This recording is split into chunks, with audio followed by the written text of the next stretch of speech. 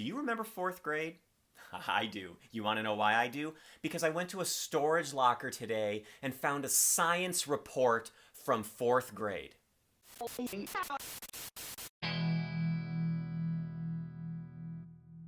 Did you hear what I said? I found a science report in a storage locker from fourth grade. Do I need that? No. Do I still have it? Yes. Why do I have it? I have no idea. But now it's in my garage because I cleaned out the storage locker. Now, the Nobody Guide to Life is supposed to be this grand experiment to see if we can find powerful tools for personal and spiritual growth right in our everyday life. And a lot of that work takes place on the inside.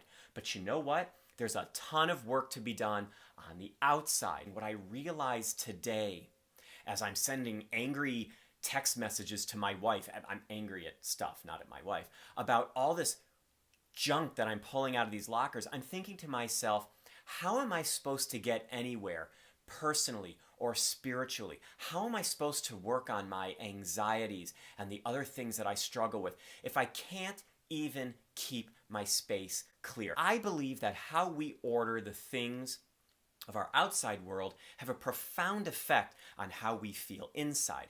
Am I an expert in that? No, I just know how I feel.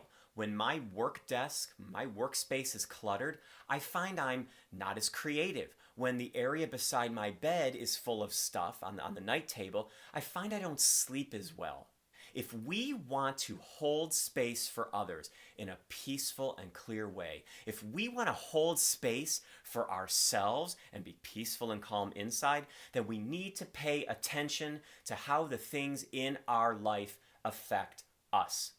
I just want you to think about the role of stuff in your life so that as you progress personally and spiritually, you're thinking about how clear the space is inside and how clear the space is outside. I believe that when the inside and the outside are clearer, then we can hold space for ourselves and for others much better. Let me know in the comments how you're doing with all of your stuff and how your stuff makes you feel. And until next time, keep practicing.